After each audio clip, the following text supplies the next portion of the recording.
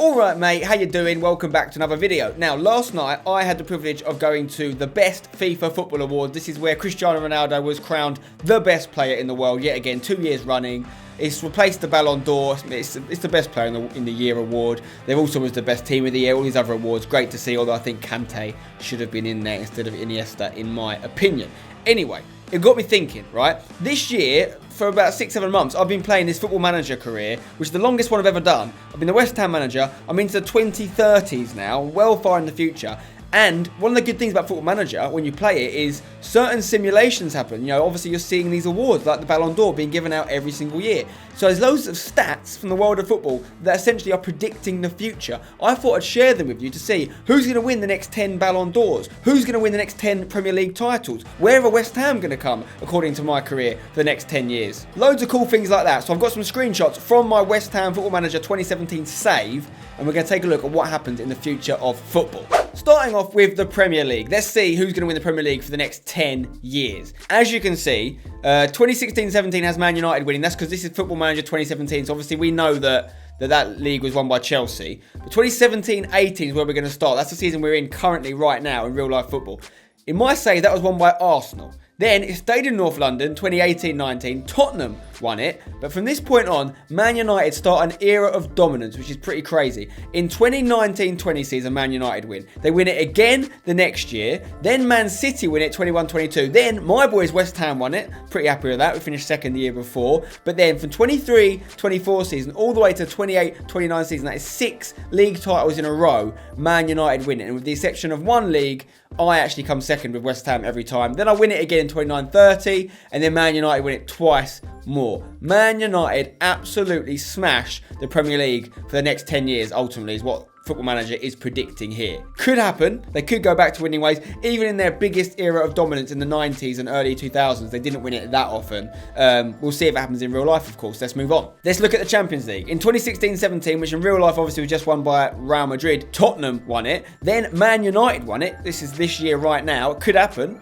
You know, your English team's doing pretty well in Europe at the moment. 2018-19 was Barcelona. 2019-20 was Tottenham. Then Atletico Madrid. Then 3 years in a row, PSG won it. Okay, they finally got their Champions League title they were looking for. Man United got it in 24-25. Then PSG 2 years in a row. West Ham runners up 3 times in the Champions League, you can see in the next 10 years. Dortmund then got it. Then Juve 2 years in a row. Then PSG. Then Man United. So ultimately, an era of dominance for both PSG and Man United in the Champions League. Let's look at the World Cups. Who won the World Cup? Starting off for 2018 next year in Russia. It was won by Uruguay, according to Football Manager. In 2022, you will not believe this, England win it. Also, interestingly, you see on the host section, it doesn't say Qatar. It says Canada hosted it twice in a row. I'm expecting that Football Manager must have predicted Qatar to not be allowed to host the FIFA World Cup. They must have had it taken away from them, which could happen in real life. So Canada hosted it in 2022 where England won. Then they hosted it again in 2026 where Argentina won. And then 2030, Germany win it. Obviously, they're the current world champions. They won it in 2014. So interesting predictions there. Serbia and Egypt on the runners-up list as well over the next few World Cups. If we look at the European Championships, the 2020 Euros is won by Italy, 2024 by Belgium, 2028 by Italy again, and 2032 Holland. So the Benelux region doing pretty well. 2032 being hosted in Scotland and Wales, interestingly enough. Before we get on to the World Footballer of the Year awards and the Team of the Year awards, I thought we'd look at the other big European leagues. Starting off with League A, PSG, as you'd expect, absolutely smash it. They win it every single season between now and 2031-32, with the exception of the 2020-2021 season, which AS Monaco win. Every other season, PSG dominate Ligue 1. And it's a very similar story for the Italian league, Serie A. Juventus dominate it for every single year, apart from the 2021-22 season, which AC Milan win. But Juventus continuing their dominance in Italy. As for Spain, slightly less one-dimensional. 2017-18 season is won by Real Madrid, then Barcelona, then Real Madrid twice in a row, then Barca again, then Atletico Madrid pop up. Then it's mostly Real Madrid, Barcelona kind of sharing it with the final 5 divisions going to Barcelona. As you'd expect, it's a 2, sometimes a 3-horse race in Spain. And as for Germany, it's actually Dortmund who become the dominant team. Bayern win it in 2017-18, Dortmund get it twice, Leverkusen pop up, then Bayern a couple more times, but then from 2023 onwards, Dortmund win it every year from 9, apart from 2027-28. So they win 8 out of 9 Bundesliga titles. This is what the Premier League looks like in 2032. A lot of the same teams in there, but some interesting people. Brentford in the Premier League in 2032. Brighton still in there, of course. Middlesbrough back in there. Norwich and Reading back in there. But a lot of the teams that are in there right now keep their place, according to Football Manager. As for my boys, West Ham, this is how we did. In my reign, which has lasted almost 15 years, at the helm of West Ham, I've managed to win the EFL Cup twice in 2018 and 2019. I've won the Premier League twice in 2023 and again in 2030. I've won the Euro Cup, which is the Europa League, in 2023. I've won the European Super Cup in 2023 also, the Community Shield a couple times, the FA Cup in 2031 and the EFL Cup again in 2032. So I've won the League Cup 3 times, and as you saw earlier, I've missed out on the Champions League final, I think 3 times as well, and I've come second in the league a lot. But that's not bad for West Ham manager. We do get a lot of money in the game, if you're wondering why. The game's not easy. It's just, if West Ham get injected with a lot of money, which made it really useful for me, I put a really good team together. Also, this is my Hall of Fame team. So what Football Manager does, it makes a best 11 based on servants to your club when you've been manager. This is from 2016 season all the way through to 2032. These are the best 11 players as voted for by the fans. So Ginchev is a regen. He's not a real person. As you get to a certain point in the game, it starts to make fake people because you run out of real people. Ben Woodburn is a great example because he's only 17 in real life, just got on the scene this year. He ends up being my West Ham captain. As you can see, he's played 309 appearances for the club, 141 goals. Unbelievable. Marcus Rashford also makes 194 appearances for West Ham, plays behind the striker in this team. That's not where I played him. Igor's a Brazilian guy. I'm not sure if he's real. Tolisso and Gedson Fernandes are real. Tolisso was a decent servant, 282 games. Gedson Fernandes, a young Portuguese guy who plays 385 times for me in centre midfield. Kieran Trippier becomes a stalwart of West Ham's defence. Reece Oxford has been with me the whole time. He's made the most appearances, 481 at centre-back. Colombi is a young US centre-back. I'm not sure if he's real. I'm not sure about Mark Cross either, but you will recognise the goalkeeper, Donnarumma, who I signed for West Ham. On the bench, you can see people like Riedewald, who's recently signed for Crystal Palace. Marco Asensio, who ends up being unbelievable for me. Simone Zaza played 328 games for me. He scored 185 goals. My top goal scorer. Literally the opposite of real life. He's quality in Football Manager, though. And you may recognise Hysaj, the young fullback who plays for Napoli, I think, in real life. Good little player, left and right back. Now this is where it gets interesting. We're going to finish by reviewing the World Team of the Year for 10 years, next 10 years, and then we're going to look at the Ballon d'Or winners for 10 years. So this is the 2017 Team of the Season. Remember, this is based on the game, because this game started in the 2016-17 season. So it hasn't been based off the same 12 months we've just seen in real life, which obviously we saw the team. It was Buffon, it was Marcelo, Ramos, Bonucci, Dani Alves, Modric, Kroos, Iniesta, Ronaldo, Messi, Neymar. However, Football Manager's Team of the Year for the 2017 year was slightly different. Neuer in goal, Alaba, Boateng, Laporte, Philippe Lahm, Di Maria, Koke, Bernardo Silva, Suarez, Neymar and Messi. So Neymar and Messi, the only people making it in the 11 that actually made the real life 2017 11. On the bench though, there was Ramos, who was in the real team. There was Ronaldo, who was also in the real team. But let's skip forward to future years and see what teams they're predicting. In 2018, again, no Ronaldo in the starting lineup, and not even on the bench. Pogba makes it in. Hummels makes it in. Marquinhos is an interesting addition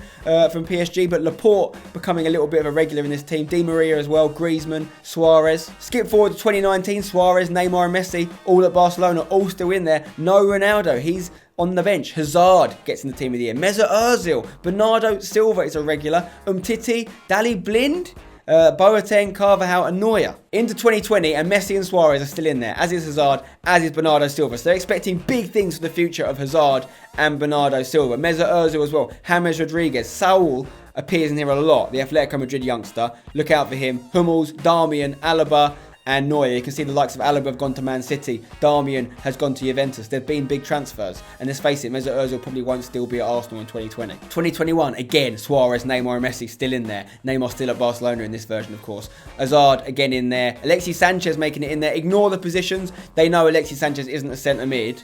They've just put him in there to try and make the team balance. Saul is in there. Laporte again. I'm not sure who Mandaragora is at PSG. I'm guessing he's a real player. Fabinho gets in there. Alaba and Rulli, the young goalkeeper. In 2022, we're looking at Gabriel Barbosa, Alex Teixeira, Messi still in there, Neymar in there, Koke, Laporte, Fabinho, Grimaldo, David De Gea finally getting in the team of the year. In 2023, we've got Mo Salah and we've got Anthony Martial at different clubs now, at Marseille and PSG respectively. We've got Sousa, who's at Man United, but Laporte and Saul are two people to really look out for. They're regulars in this team of the year, according to Football Manager. Ederson, playing at PSG, also getting in there. In 2024, there's a West Ham player in there called Z Gomez. Can't remember if he's a real player or not. As you get later on in the years, obviously you're going to have a lot more regens, people that don't really exist. But Renato Sanchez, a lot of PSG players in there. Rugani, Marquinhos, Ederson, Laporte in there again. And Messi, of course. 2025, Dybala finally gets in the team of the year. Anthony Martial is in there. Neymar's in there. You've got Miguel Silva at Real Madrid. You've got Umtiti, Kimmich, who's been in there a few times. Saul again. 2026, Dybala now at Man United gets in there. Bernardo Silva has been a regular in this team. Martial, no Messi, did not make it. He might have even retired by this point. We've got the likes of Rugani again. Umtiti. It's a decent team. Lafont in goal. And finally, I finished on the 2027 one because that is 10 years from now. Bernardo Silva and Martial and Barbosa in there again.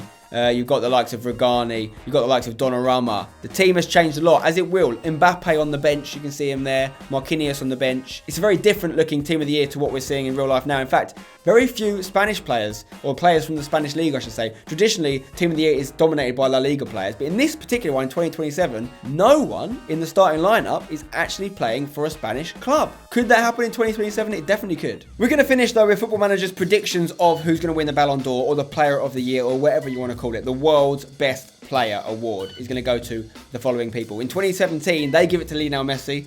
In real life, we know they went to Cristiano Ronaldo. In 2018, it goes to Luis Suarez. I don't think that's going to happen in real life. In 2019, it goes back to Messi. This would allow him to be overtaking Ronaldo, of course, because in real life right now they're level in terms of these awards. Bernardo Silva gets it in 2020. Eden Hazard finally gets one in 2021. And Neymar finally gets one in 2022. Anthony Martial picks it up in 2023. And amazingly, in 2024, 7 years from now, I think he'll be about 37 years old, Lionel Messi picks it up again. There's no way he's winning the Ballon d'Or at 37. It's just not going to happen. In 2025, Jimmy Leroux gets it. I think he's a regen. I'm not sure if he's a real player or not. Anthony Martial then wins it 2 years in a row. So it's his third award eventually in 2027 that he gets. And after that point, they were all regens. So I thought I wouldn't tell you about the 28, 29, whatever seasons because they weren't real people. But very interesting. Anthony Martial predicted to pick up 3 Ballon d'Ors in his career. Lionel Messi picks up a couple more, including one at the age of 37. Neymar gets one. Hazard gets one.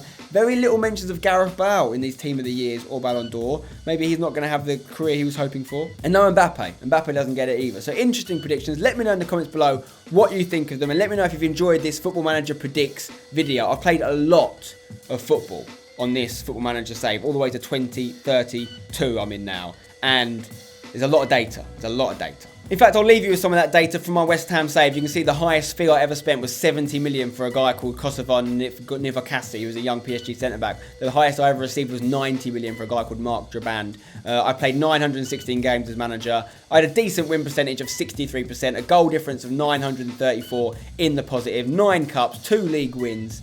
Not bad for 15 years at charge at West Ham, I think. And these are my stats as a manager. You can see it's actually the longest I've ever gone without being sacked in Football Manager. Usually you get sacked, but I managed to do quite well. The new game's coming out soon though, so I'll probably be swapping it over for that one. But I'm pretty happy with it. Anyway, drop a like on this video if you've enjoyed it. Subscribe for more. Leave me a comment below what you think of the predictions. Do you think Ronaldo is right to win the real life Best Player of the Year award? What do you think of Football Manager's predictions? And who do you think will win next year's one? And do you think Kante should have been in the Team of the Year? I know I do. Anyway, I'll see you on another video soon. Don't go changing. Bye-bye.